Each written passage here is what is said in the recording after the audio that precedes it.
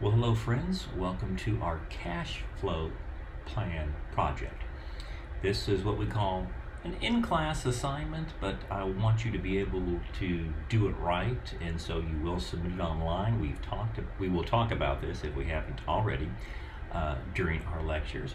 This heart of our financial plan, we need to know where our money is coming from and where it's going. So we're going to construct a cash flow plan. And I have this whole form that's ready to go. It is an input form PDF, so all you have to do is type in your answers. This is a 25 point towards your grade. It is a requirement.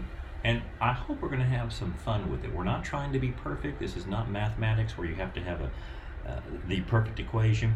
We're doing our best job, and we are going to set us up with an income, and then we're going to spend it. And with any cash flow plan, the best way to do this is on a monthly basis. That way you do it once a month, spend all the money you have beforehand, and you'll know where it's going. So here's how we're going to start this. You're going to complete and construct a cash flow plan for yourself. All right. So there's the worksheet, and it's a PDF that you're going to download. Here's your worksheet right in here.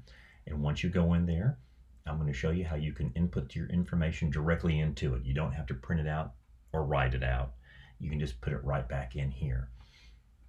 And then when you're finished with this, then you'll come back and type your answers in here to these questions. So this is a cash flow plan. We really want to spend our money before we get it, because when we don't have a plan for our money, it can just go out the door, can't it? It will name itself. It'll go golf for the weekend. It will go clothes, shopping, different things versus savings, rent, etc., etc.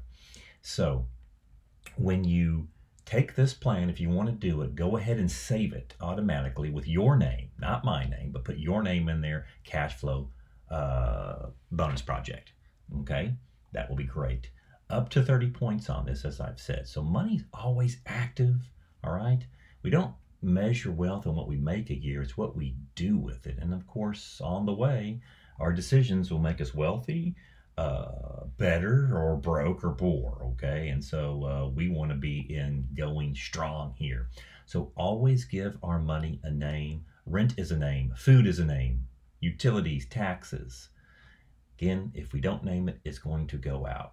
So I'm going to walk through this. Now here's how we're going to use this. Right now, if you are in a situation where you do not make 60,000 or over, and that's going to be a lot of students, then utilize this. Don't put in a budget if you're only making $1,000 a month, because I want to get you ready for life and get you ready on your own.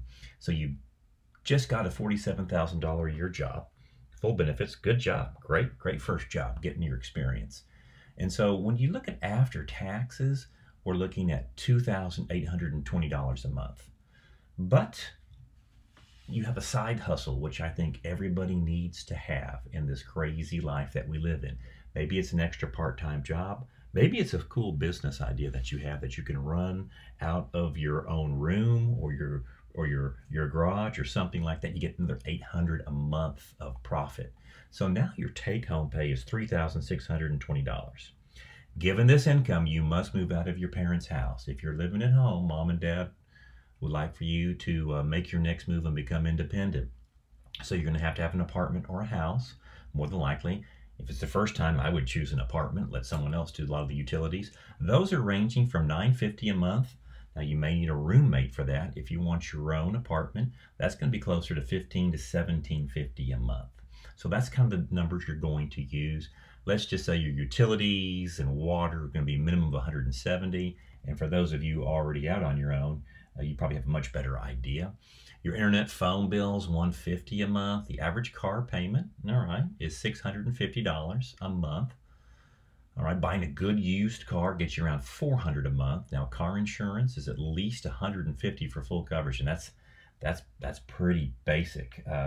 Insurance rates are really going up. That may be closer to $200, but I'm going to give you $150 as a break. Now, if you have a paid-off car, you may be able to do that for $90 a month. Nice. Gas and oil, 150. All right, friends, I think we can start figuring out the rest of what we're going to need in here. So as we come down here, so this is how to do it.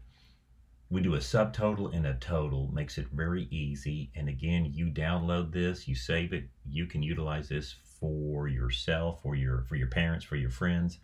For instance, I'm going to save $100 a month for an emergency, $200 for retirement. I have $300 total right in here. Let's just say that I found an apartment for $1,200. Now you will need to, this is a form sheet. It's not an Excel spreadsheet. So you will need to just add up on your own these numbers. So $100, $200, $300. All right, so let's say $1,200 for a fairly decent apartment. Okay, I got myself a good one. Since it's an apartment, I shouldn't have too many repairs. For those of us in our own home, there's a lot of repairs and insurance and taxes. I'm going to go ahead and get renter's insurance, and that's going to cost me, let's say, $50 a month. And so if I total that out, I've got, you know, go ahead and put a little comma in there. And again, this is just for aesthetics. $1,250 right there. I put a little dollar sign on there. All right, utilities. Again, we move all the way down and we keep adding these numbers up. This is where I think most people do very limited amount. They think they can eat for nothing. Hey, you want good health, you need good nutrition. If you think about 4.3 weeks in a month, and friends, let's do this on a monthly basis. So just add whatever monies you get into on a month versus trying to do it every week, because we just won't do it every week. It's too much work. Grocery. All right, I'm going to put in there's $150 a week, which is not much. You're a single person. Now, if you have a family, wow, you know, we're going to have all of our income. But let's get those kids working if we have children. But for a single person, I'm going to say I'm going to be able to do $650 a month. And well, I like to go out, so I'm going to do another, let's say, $150 there. And so that is going to get us $800 a month of food. Okay, transportation. Now, some of us may be able to work remote. This is where work remote really helps you out, certainly in your personal finances, because if you work remote, you may not care about that brand new car. You may just have an older car that's paid for and that you drive just on the weekend. So that could really come down in pricing. If you don't, then this is a big chunk of our budget. We come over here, the same thing. We do our clothing, our, you know, again, you're now in a new career. You're probably going to have different type of wardrobes that you need. If you work remote, well, what do you need? Yeah, you just need a good looking top. All right, a blouse or a good looking shirt, and you can wear sweatpants all day. If not, add in what you would have if you have children. Well, there's the money's going out there. If you need cleaning or laundry expenses, that's dry cleaning. If you have medical or health. Now, in our scenario, you had all of this already taken out, because if I go back up here, this is your net pay. We always want to do it on net pay, but you had your taxes and insurance taken out. But if you're paying extra for different type of health insurances, and you know, you might always put prescriptions in here, or dentists, again, just because you don't have it per month, you may budget $25 a month. Other insurances, childcare, I kind of made this as bare bones as possible, so it's easier to do. School tuition fees, gifts. Hey, maybe we put in here $50 a month for Christmas. That way, at the end of the year, if we start in January, we have $600 per the year. Maybe I put in $50, $60 a month for vacation, but I automatically take that out. Any of my credit cards, and then we do this. We total up page 2 and page 1. So this was your page 1 totals, and then we subtract by our monthly difference in here. So in this case scenario, again, I had $36.20.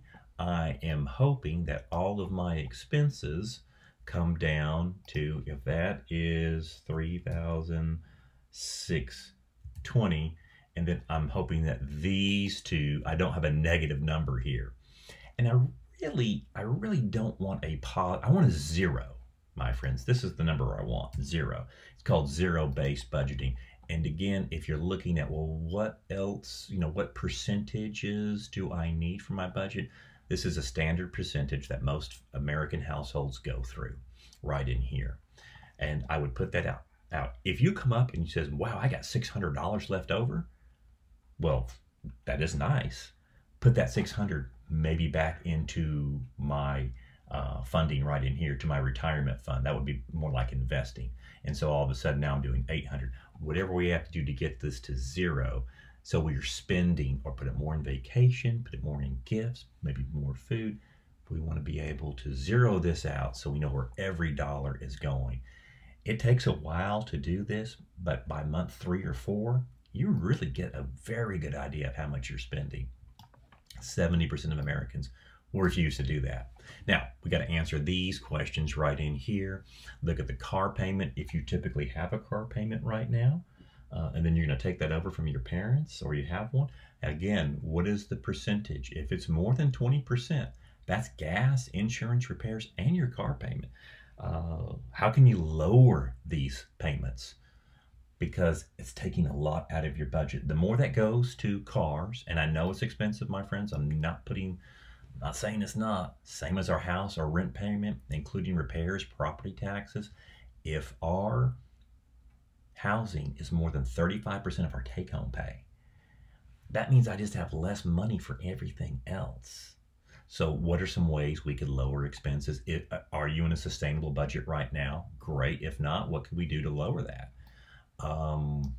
Maybe we can start that side business, my friends, because we can lower expenses or we can raise income. That's kind of it right there.